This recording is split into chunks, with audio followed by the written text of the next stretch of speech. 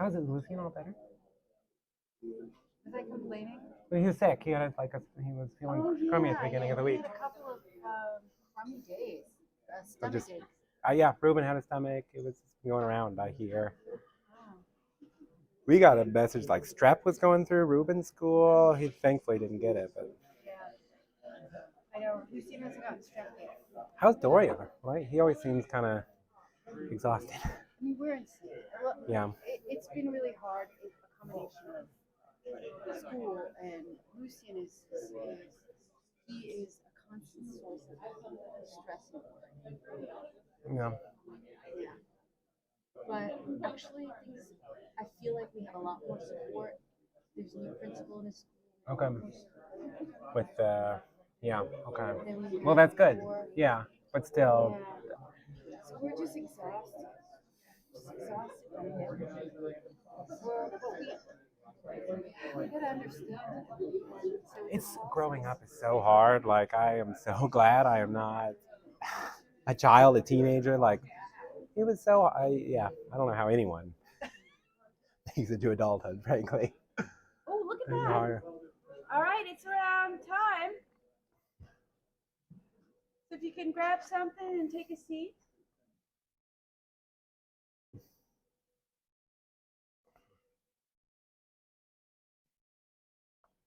Hi. Nice to see you all.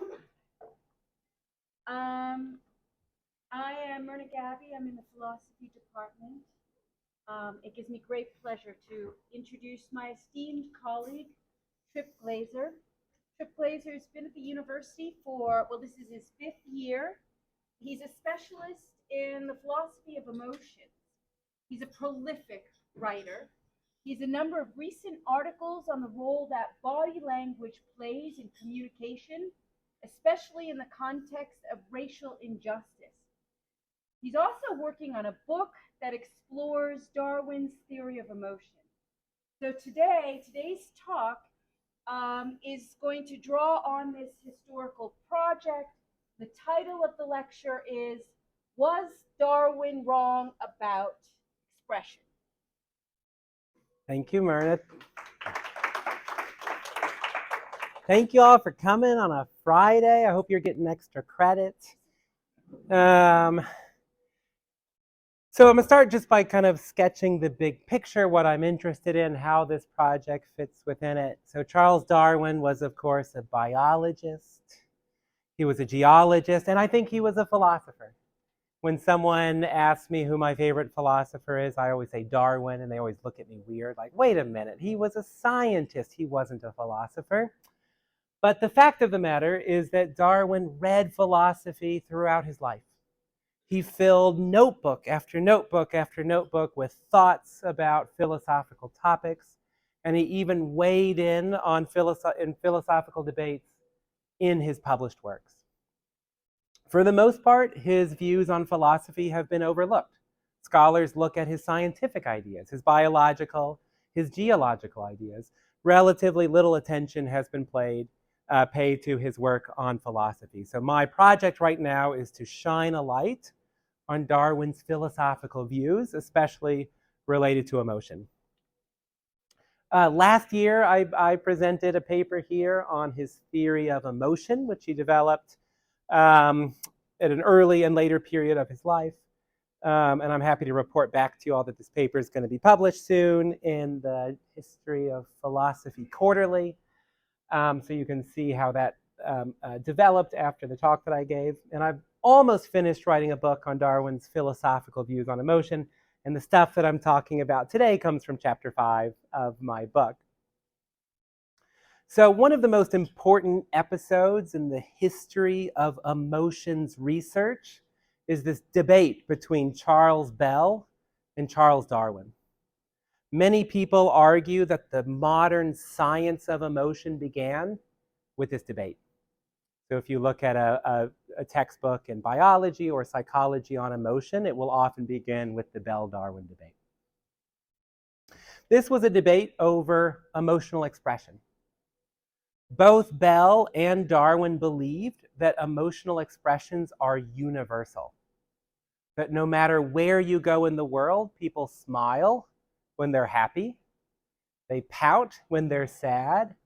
They frown when they're angry, and they crinkle their nose when they're disgusted.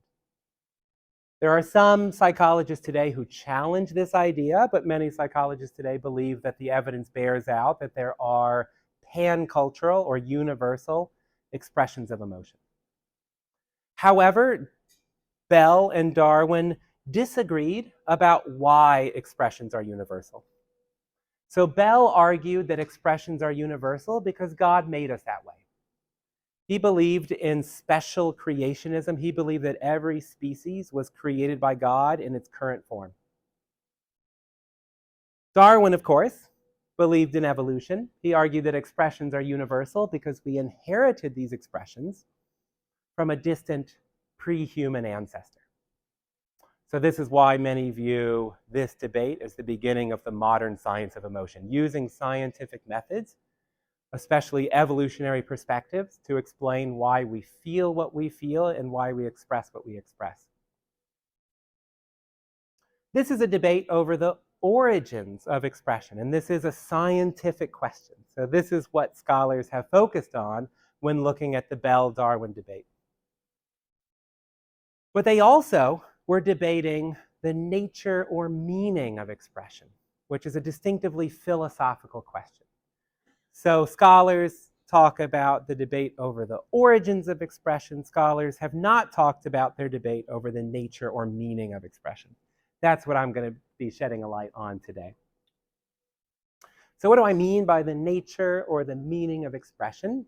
Take sentences like these. All the time we say that a smile expresses happiness, that a scowl expresses anger, that a pout expresses sadness. But what does that word expresses really mean? Is an expression like a symptom? So like if you're sick, you cough. If you're happy, you smile. Like, is that the way we should understand it? Or is an expression more like a communicative act? Is it a way of telling other people how we feel? So the philosophical question is, how should we define or understand the relationship between an emotion and its expression? To help get a sense for the different views that people have, we can ask two different questions. The first question is whether we think of expressions as cues or signals.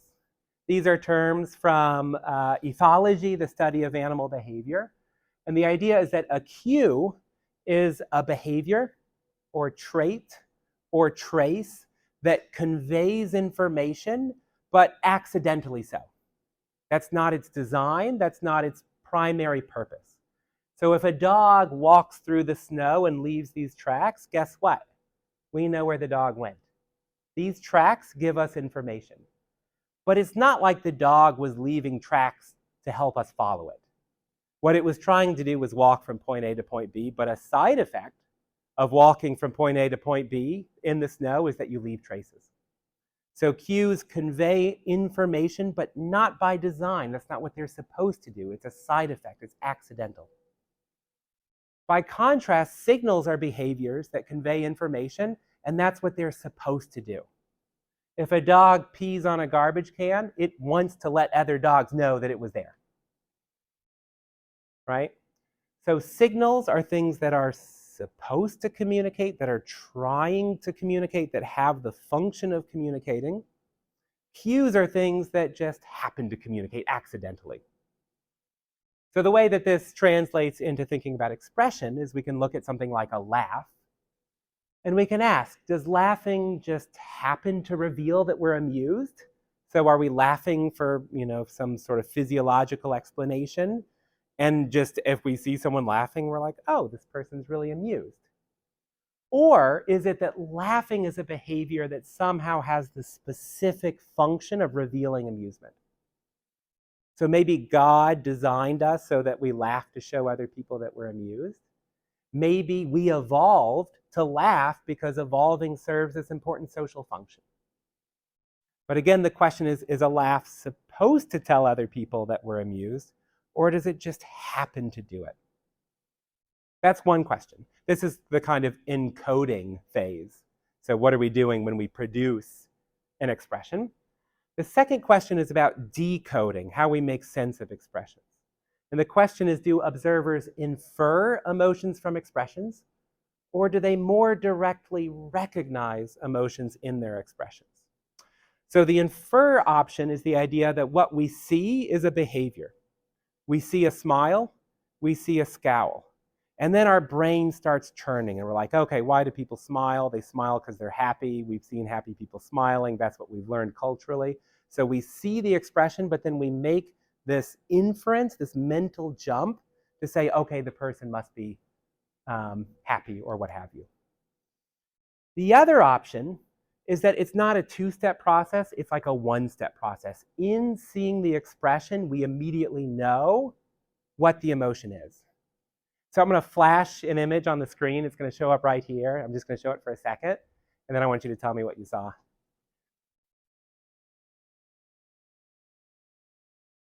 It's too fast. Let me do it again.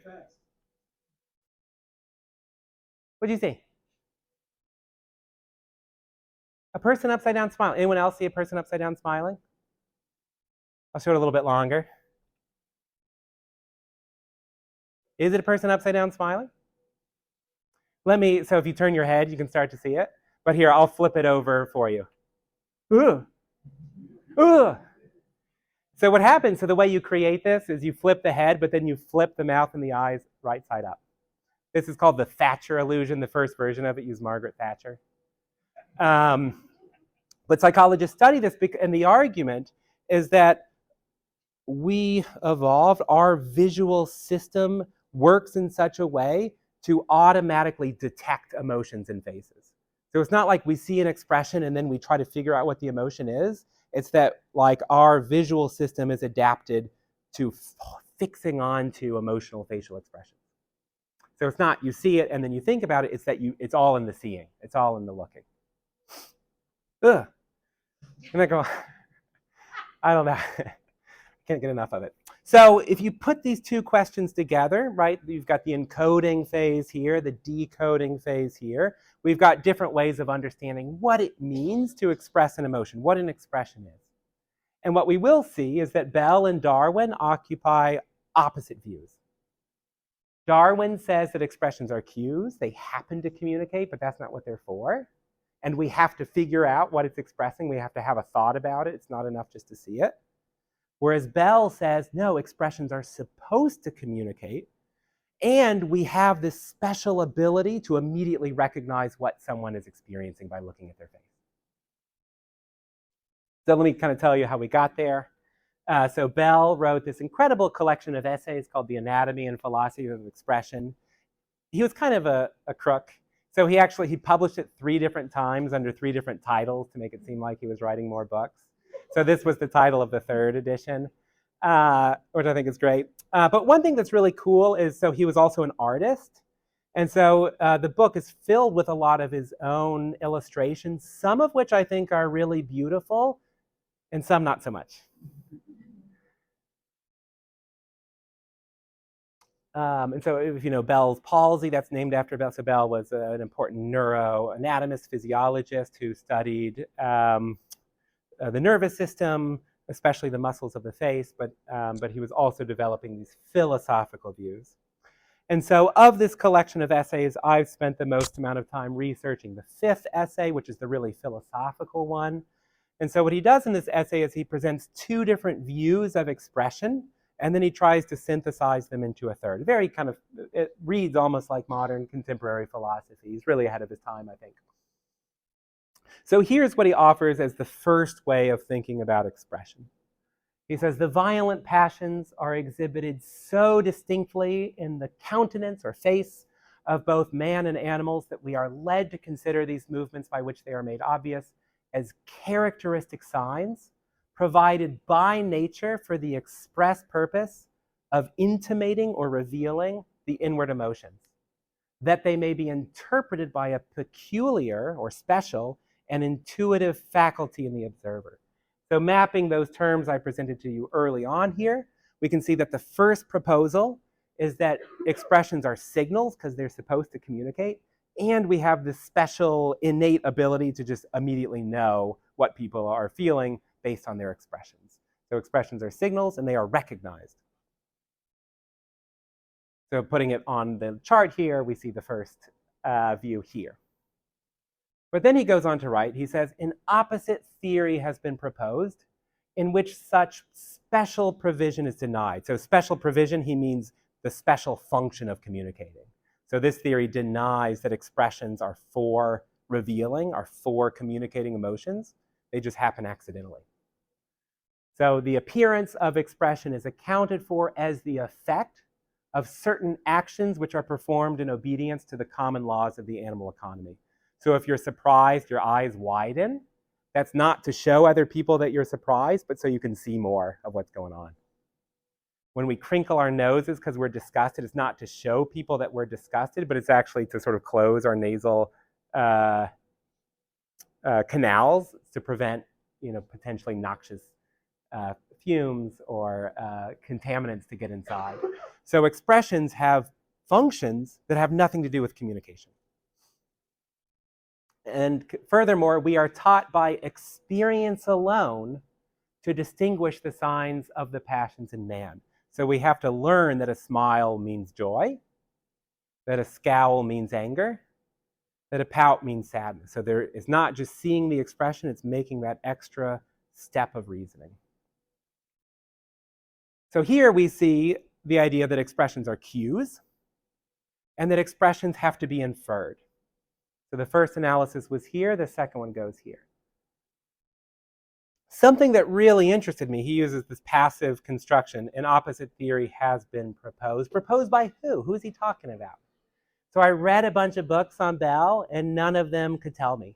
I emailed 3 experts on Bell. I was like, do you know who he's talking about? And they're like, no idea. Never thought about it.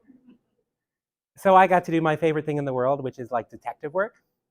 So everything's on Google, Google now. So I did all this research. I looked at where he went to school. I looked at the classes he took. I looked at everything I could find. And let me tell you what I found. I'm really, really proud of this. I think this is really cool. So I found out that a couple years before writing these essays, he attended a lecture by a philosopher named Dougal Stewart, University of Edinburgh. And at this lecture, Stewart presented a book by this other philosopher named Thomas Brown. Thomas Brown was arguing against a book by Erasmus Darwin defending that second analysis. Erasmus Darwin was Charles Darwin's grandfather. So right before writing this essay, he was in school listening to his professors talk about these different views of expression. And so Dougal Stewart was like, let me tell you about this cool book arguing against this guy. I emailed this to the Bell experts, and they were like, maybe. I think there's something to it here. But anyway, it is true that Erasmus Darwin held this view. He wrote this incredible book called The Zoonomia. If you were at my last talk, I talked about it for a while. So Bell says, here's one way of thinking about expression. Here's another way, which happens to be the same view as Erasmus Darwin was presenting.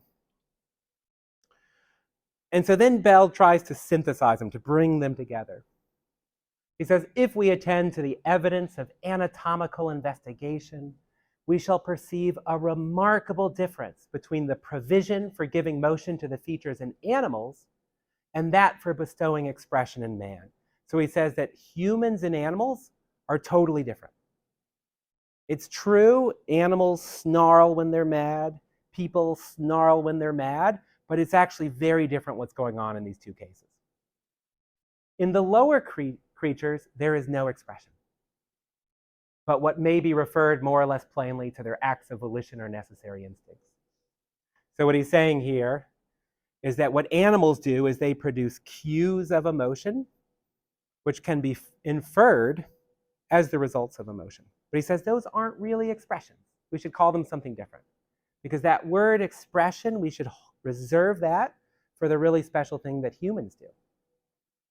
He says, while in man there seems to be a special apparatus for the purpose of enabling him to communicate with his fellow creatures by that natural language which is read in the changes to his countenance.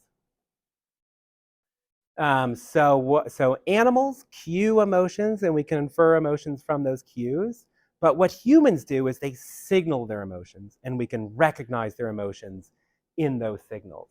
So he actually ends up agreeing more with that first view, just with the qualification that animals can't do it, just people.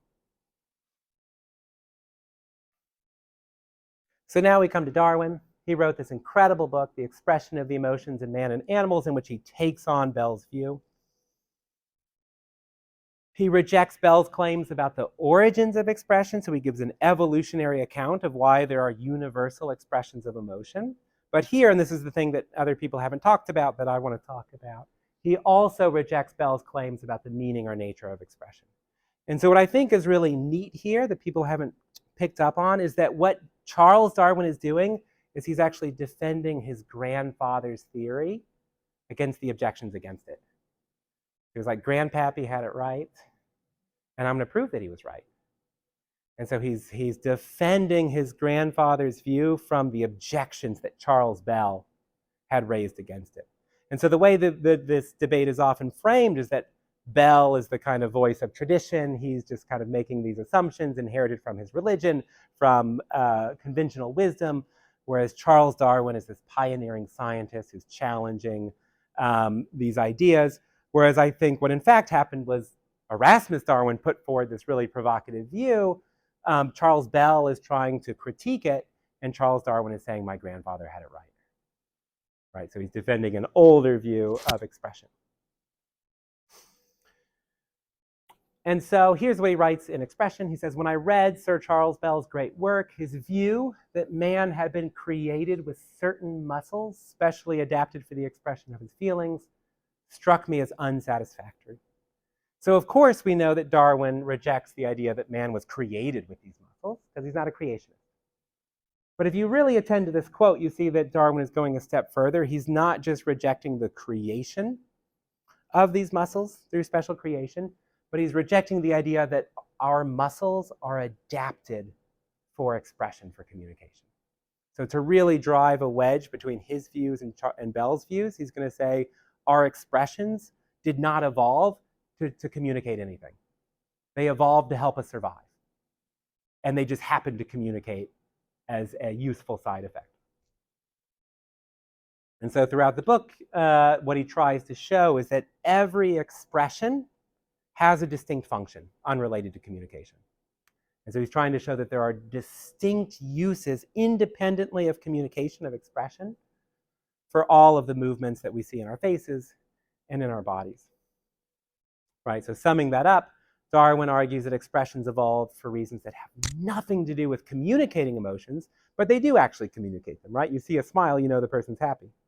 You see a scowl, you know that they're angry, right? So we do know what people are feeling based on their expressions, but they're not expressing their emotions to tell us what they're feeling. That's a side effect and accident. Why does he think that we have to infer them? Why don't we think that we can directly recognize them? He has an interesting argument in the end of Expression. So he starts the argument by observing that non-human animals and human children can learn to infer emotions from expression. And so he actually he kept this really detailed notebook on the behavior of his newborn child, his first child, William, and then later published it in the journal Mind, which is a philosophy journal, sort of showing how expressions develop in early childhood. And so it was actually one of the first scientific analyses in sort of developmental psychology, looking at how capacities developed over time. It's really, really cool.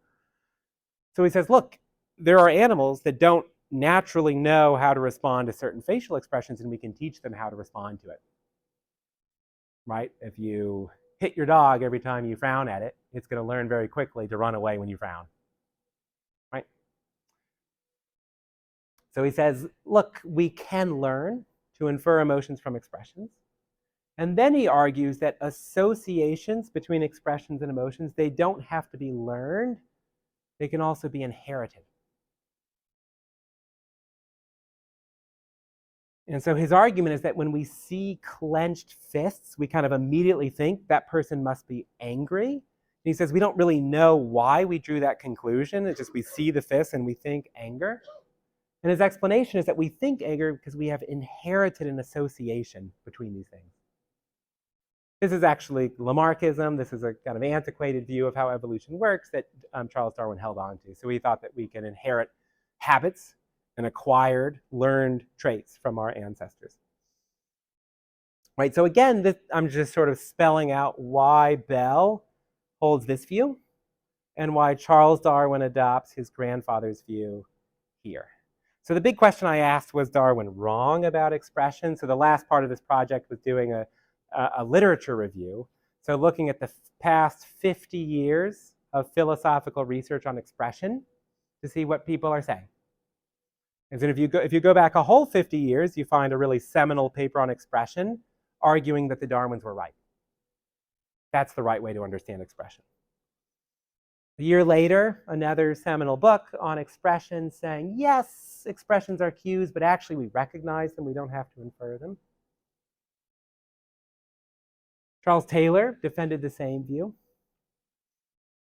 Into the 80s, we have a guy, Wayne Davis, arguing that expressions are signals. Dorit Baron argues that actually Bell was right. This guy, Mitchell Green, argues that Bell was right. I published a paper a few years ago arguing that these guys' views was right, and I'll show you how my views have changed. Andreas Garantino puts his category there. Green argued another defense of his analysis there, and I was eventually persuaded that the Bellian view was correct.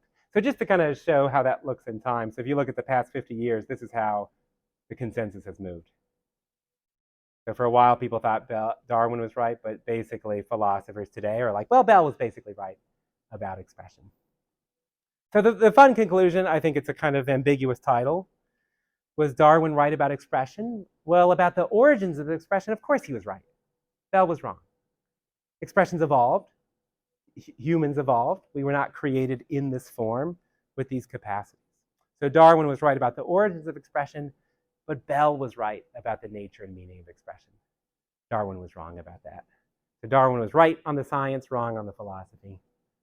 But we can see how his views were engaging with these philosophical debates at the time.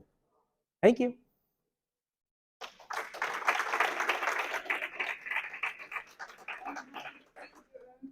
Totally. Who's got questions? Patrick. I'm curious. I see where you're positioned in this debate, but could you elaborate why I should be compelled to see Bell's view over Darwin's?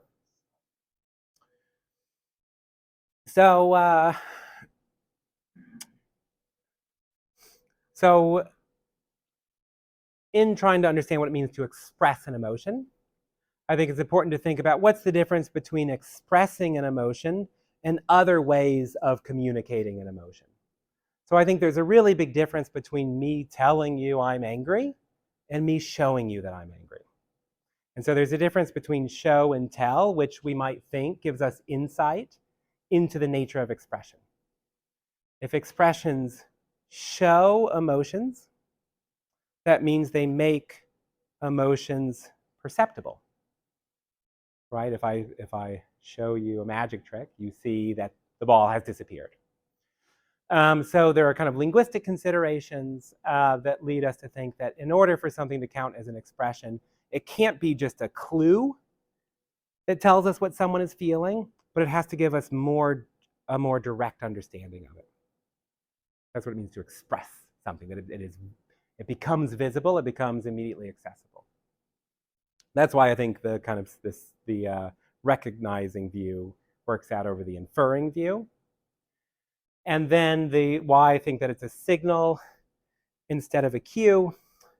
Again, we tend to think that, so to call something an expression, no matter what its original function is to highlight sort of that it's communicating something to us. So to label something, to mark something as an expression is to talk about in its capacity to inform us about what someone is feeling. And so that sort of leans us maybe a little bit more towards calling it a signal than a cue. Rebecca? This is probably kind of a naive question about recognizing versus inferring. Yeah. That kind of seems to sort of lean toward inferring. Uh-huh. Which is pretty clear how inferences can be wrong. Yeah. Right? Mm-hmm. You know, so you're smiling because Mm-hmm. you're picking being happy. You know, whatever. Yeah. How can recognition be Mm-hmm. Right, because that's a kind of success term, and Yeah. so if I recognize you on the street, but it wasn't you, it was someone that looks like you, in what sense did I really recognize? That's right, and so I think that's just that's a feature of that word that I chose, recognize, and really what matters about it is the idea that the attribution of emotion takes place in perception rather than in thought, and so perceptions can be mistaken. As long as we're talking about perceptual experience, right? So if you look at an illusion, it appears that the lines are of different lengths when they are in fact the same length. So in the same way that our perceptions can be inaccurate, you can look angry and yet not be angry. And so to say that you look angry is to say that you're expressing anger. And so it's about the appearance of something. I am expressing it, even if I'm Yep. not actually. Yep. Yeah. Following up on Patrick's, so it feels like a lot of the reason is to do with basic conceptual analysis of the Yep. expression. Yep. And I guess, so I just intuitively I'm motivated by your 2017 report. Yeah. And I guess like, so what if I say something like, you're right about how the conceptual analysis of expression. Hmm? So smiling isn't an expression. So these things just aren't expressions. Yep. Because that's what an expression is, but that's not actually, we are doing cues. Yep. And I'm with you on that inference, but we are doing cues, Mm-hmm. and so much the worse for the word expression. Mm-hmm. No, I'm down with that. Yeah. So this guy Green, he makes this argument. He says, to be an expression, it has to have evolved the function of communicating. He says, if you look at something like a blush, one sort of common scientific view is that blushes do not occur for the sake of communicating anything. One reason we can think about that is looking at how blushes, whether they are apparent, depends on the color of your skin. And so there are people who have dark skin who blush, but you can't see it. And so the argument is that blushing does not have this communicative function. And so Green says that means that blushes are not expressions, right? They are cues. They're not signals. And at the end of the day, it doesn't really matter where we cut off the word expression, but at least that gives us insight into the sort of basic functioning of our bodily movements. And we can understand the difference between something being for communication and something happening to communicate. But the only reason to want to preserve the word expression is potentially to tie it to other things that we use that concept for, thinking about art and music, or even language and communication. But yeah. Saya? I was thinking of a connection actually. Yeah. It just came to me with when the American philosopher, contemporary American philosopher Klein Uh-huh. talks about indeterminacy Yeah, yeah. of translation. Uh-huh. And when he gets to the point when the indeterminacy of translation becomes so all-encompassing in his philosophical semantics Yep. that might endanger communication, he Mhm. goes back on empathy. Mhm. And he argues that we have this, instinctively somehow, he uses the term empathy actually. We can universally, we can actually have an intuition Mhm. of what it means when somebody's laughing. Mhm. And that can smooth the way of communication, although there's never any word-to-word equivalent translation. So I was thinking where we could put it or put him, or maybe I thought maybe it's interesting. Mhm. Connection, or because this seems Yeah. to me that this discussion is closely connected to philosophical semantics, Mhm. the idea of meaning and Yeah, and so I mean, this stuff is huge in the contemporary debates about it. So a lot of the data that we have, the empirical research, uses this type of study called a judgment study. So what you do is you take photographs, typically. You can also do videos, you can do computer animations, you can have live actors, live people, like naturally emoting. But you get the stimuli, which are these faces, and then you ask people what they see. And so the way that these studies are often done is there's a word bank. So you're given a face and you pick multiple choice. So these are pictures from members of a culture from Papua New Guinea when these photos were taken. This culture had very limited exposure to other cultures. So these are people who have never seen a TV show, never seen white people before. And it was really interesting that the facial expressions that they presented were immediately recognizable to white American college students. So to get this face, Paul Ekman, the experimenter, said, show me what face you make when you're feeling really happy. He made this face. Show me what face you make when you're sad. Not using these words, obviously, not English, but the whatever, and this is where the indeterminacy comes back. Angry, disgusted. But what if you don't give people a word bank? What if you just say, tell me what you see? Some people will say happy. Some people will say glad. Some people will say, looks like he's listening to his favorite song. Right? There's a million different things we can say. On what basis can we say that we're agreeing? So if Rebecca, you say that he looks happy, and Myrna, you say that he looks glad, are you all attributing the same emotion? Or are you attributing different emotions?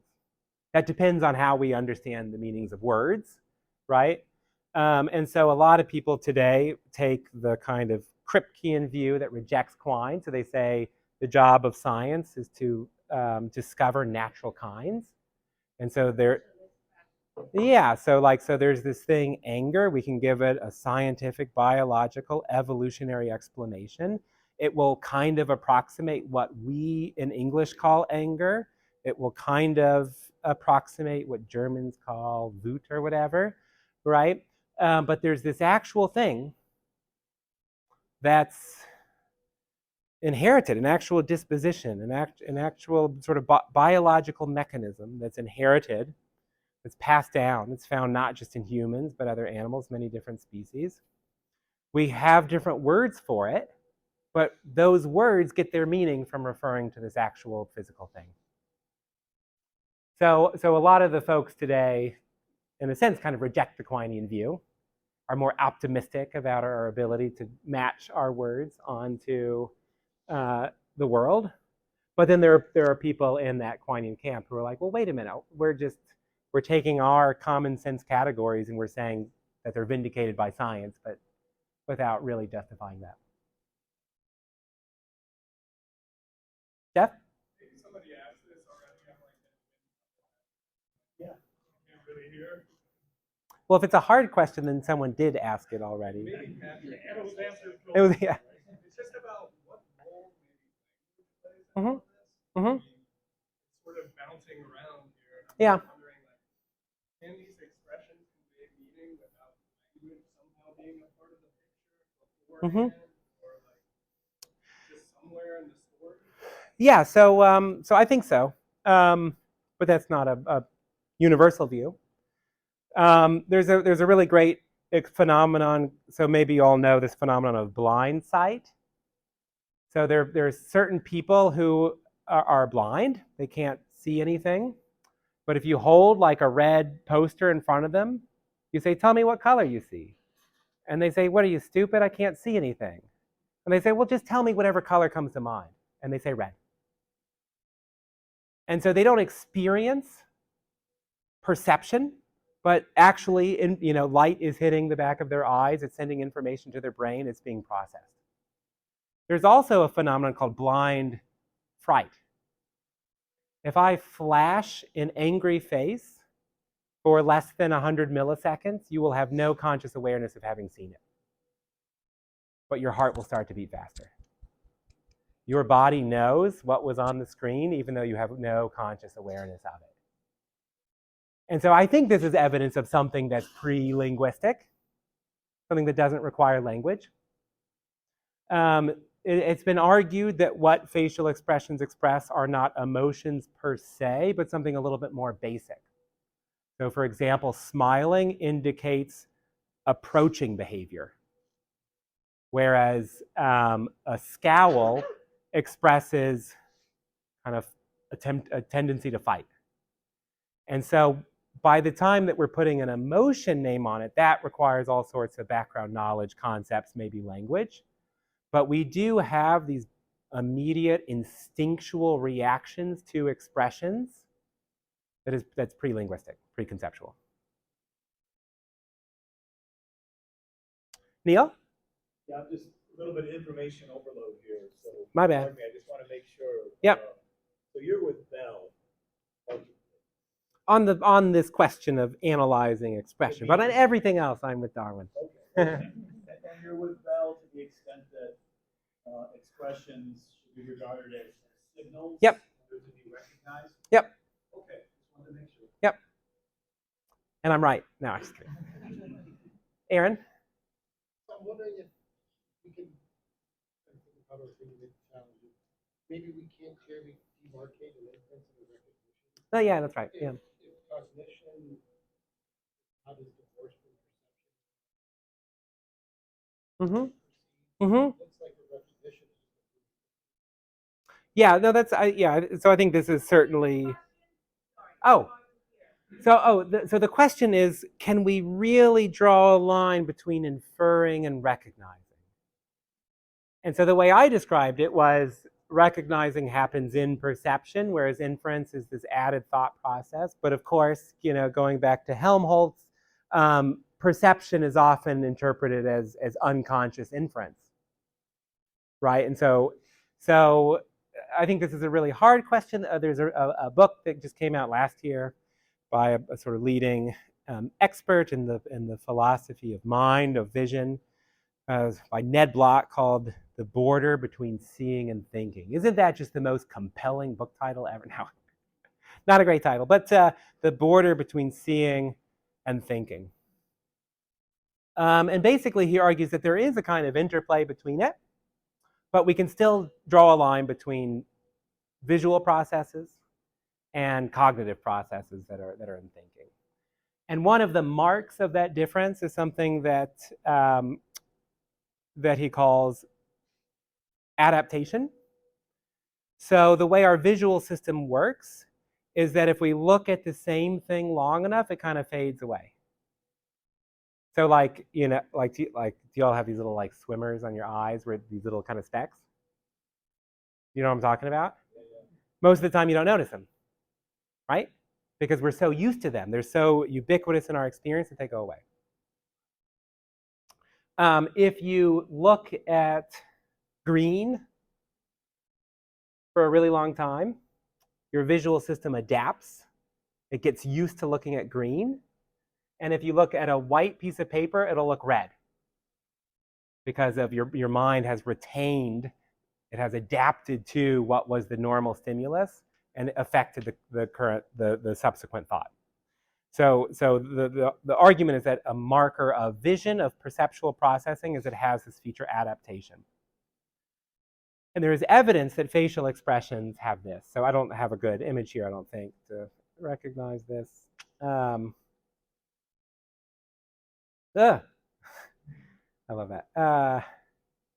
So yeah, I don't have a good image of it, but if you stare at a happy face for 30 seconds, and then you look at a neutral face, it looks mad.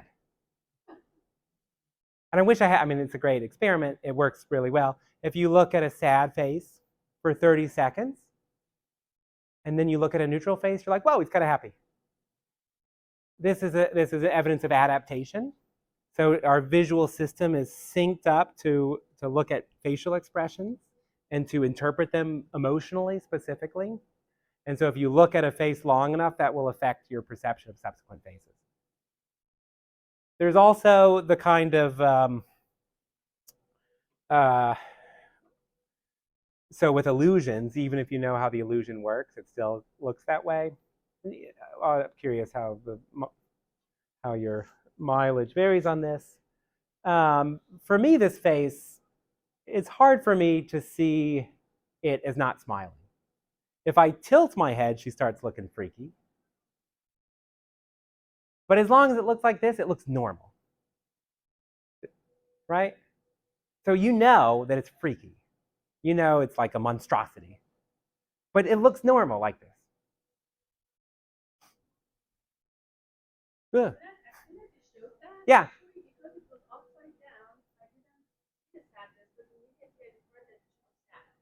Really? Oh, cool. Yeah. Oh, so you just saw right through it. Yeah, literally. Yeah, Bill. A couple of things. I knew right away that was a monstrous face. You all are just showing off. Well, and also, I was thinking about the Stephen Jay Gould, the flamingo smile. Uh-huh. And that, wow, flamingo smile, because on the cover he had a picture of a flamingo upside down, Mm-hmm. a drawing, and it looks like it's smiling when it's not. Mm-hmm. Okay, but it seems to me that there's a lot riding on expression concerning whether or not we're accurately reading what might be intended. Yep. You know, sort of the gap between intentions and how we're picking out the clues, right? Mm-hmm. Okay, and that's a tough one Mm-hmm. because I think it would be really hard to pin it down.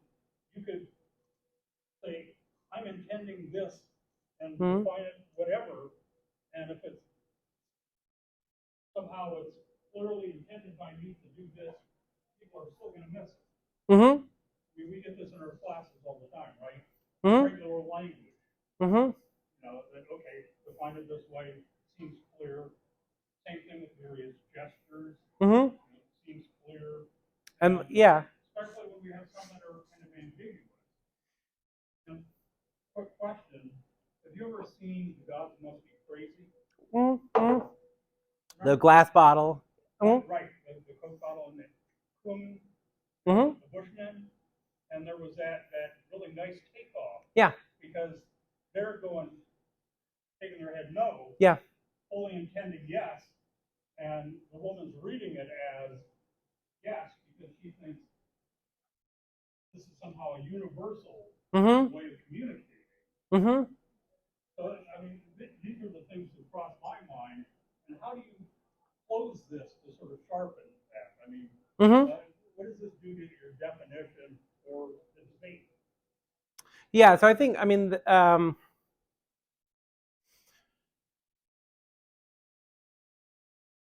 for a while in like the 70s and 80s, there was a theory that many psychologists believed, which is that there are some muscles in the face that we have no voluntary control over.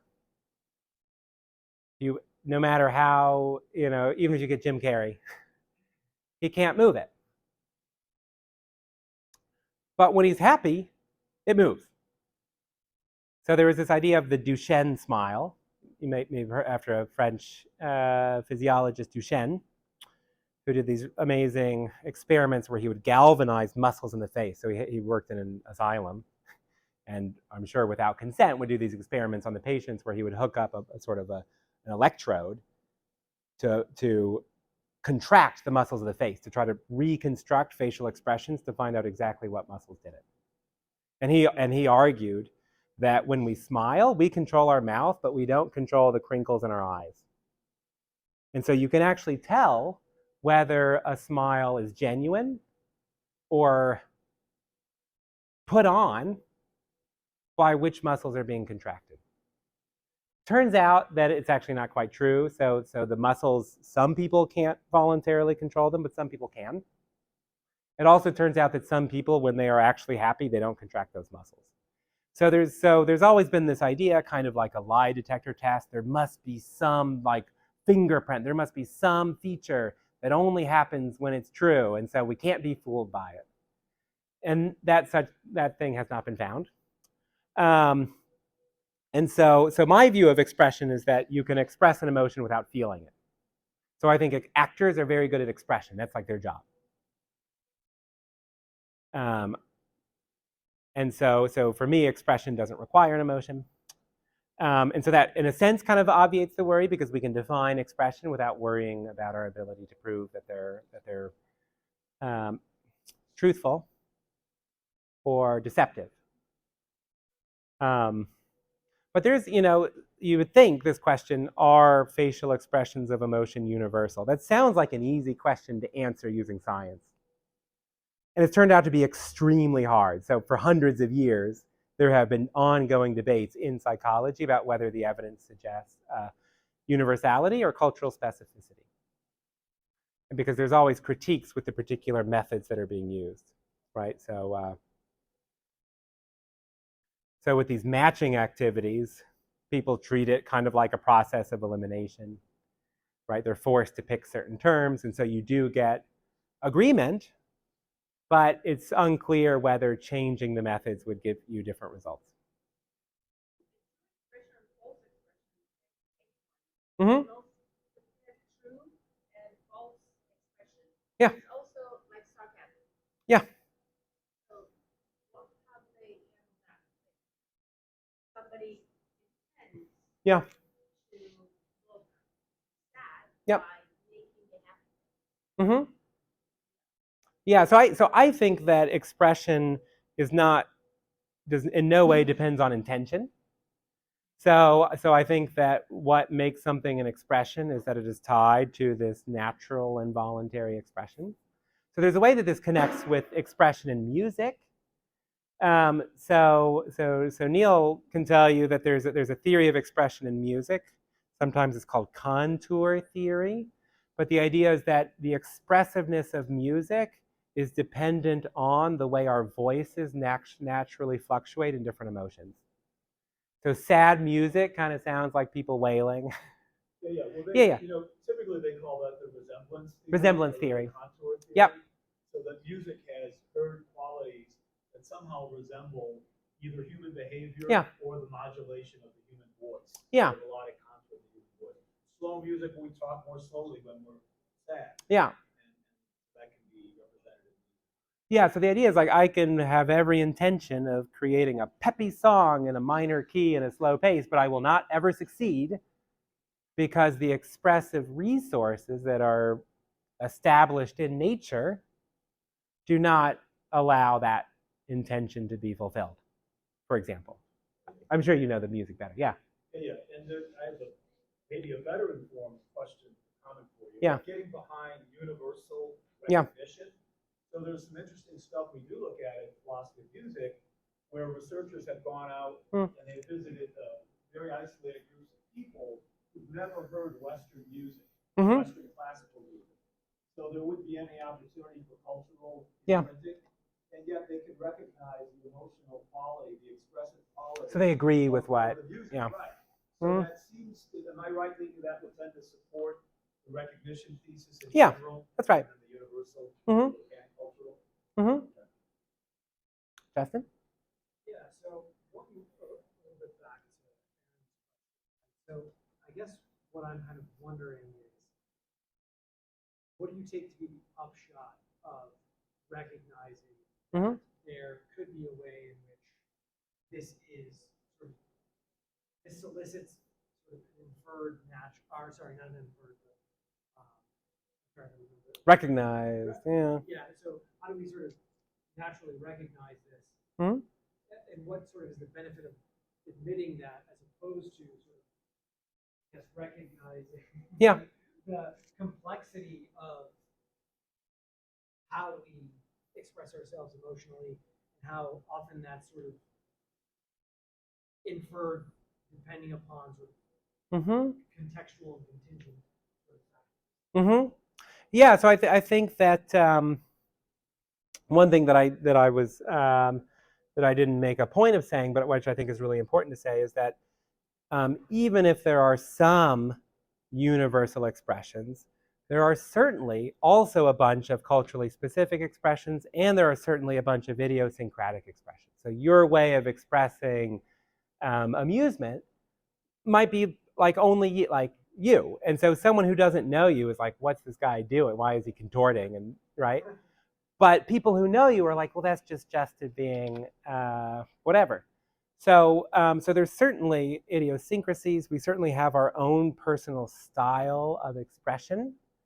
And I think there's a lot of interesting questions about how to spell that out on this sort of theory. Bye, Jenna. But so, and I can tell you in in a lot of boring detail how I think that works, how I think that how we can analyze that sort of mechanism of recognition, which I think is based on a bunch of particular features which are probabilistically connected to certain emotions. The more of those we have, the more immediately our visual system can label it with that emotion concept. And so there are some cases where many people have their visual systems have not been trained to recognize particular expressions, but by being your friend, by getting to know you, by spending more time with you, we're able to see things that other people can't see because of how our vision has been trained based on past experiences. So I think there's a way to account for these sorts of differences. Was there another part of your question that I? Yeah. It was mainly, I guess, sort of, what do we, if we recognize? Yeah. Oh, yeah. It's sort of natural. It's sort of something that you just recognize naturally, as opposed to something. Yeah. What specifically does that give us, as opposed to sort of recognizing all the sorts of ways which we're actually? Oh, yeah. Or how Darwin was suggesting how things that we might think of as sort of just instinctual, impulsive responses are in some ways already a result of some cognitive relationship. So I think, so one way that people get into it, which I find really compelling, is, and this involves the phenomenological tradition, which I know Neil's an expert on. Will tell us about Heidegger. You could come up here and hold court. I'm an expert on everything according to Dr. Glazer. But so there's this classic problem of other minds. I know I have a mind because I can think it. But how do I know that you have a mind? Maybe you all are just robots. You all act like people. You act like you have thoughts and feelings. But how do I know what you're thinking and feeling? I can't open up your head and look. I can listen to what you tell me, but guess what? Like, we have computers that can say all sorts of stuff that they don't know and feel and think. So there's this classic problem of other minds, which is all we can see is behavior. The mind is like this special thing stuck inside of our heads. And so this is often kind of connected with this guy Descartes, this sort of dualism. And so there's a lot of folks who say, well, wait a minute, why are we thinking about the mind as this invisible thing? Why don't we think about the mind not versus the body, but how the mind is working throughout the body? So a lot of people who push this recognized view say that emotions are not invisible, they're visible. We see emotions in the expression. So we shouldn't think of an emotion as this like special feeling that only you have and no one else can have. But we should think about an emotion as a complex reaction that involves multiple organ systems. So there's a central nervous system, right, response, but there's a digestive response, there's a muscular system response, respiratory response. And so it's in the service of a kind of embodied theory of the mind, which tries to push back against the idea that minds can be introspected but cannot be otherwise known. And I find that sort of reasoning very compelling. And so it's a way of changing our understanding of what an emotion is and how we know them. Sounds like you're walking down Merleau-Ponty. I'm going to take a U-turn. No, yeah, no, that's right. That's right. But I'm not in Merleau-Ponty. Yeah. You know, you get into gestures, expression. Yeah. And no, for sure. And it's very close to how you characterize it. Yeah. No, I think that's right. Without introducing the terms in enigmatic statements like, you know, it becomes sign and signify. Yeah. Right. I like these words. So yeah. No, that's right. And so there's this guy, Shaler, who was a little before Merleau-Ponty, who developed this sort of answer to the problem of other minds. We don't infer minds, we see them in their embodiment. For experience in a relationship. Yeah. We have one last burning question. And let's thank Thank you all. Thank you all.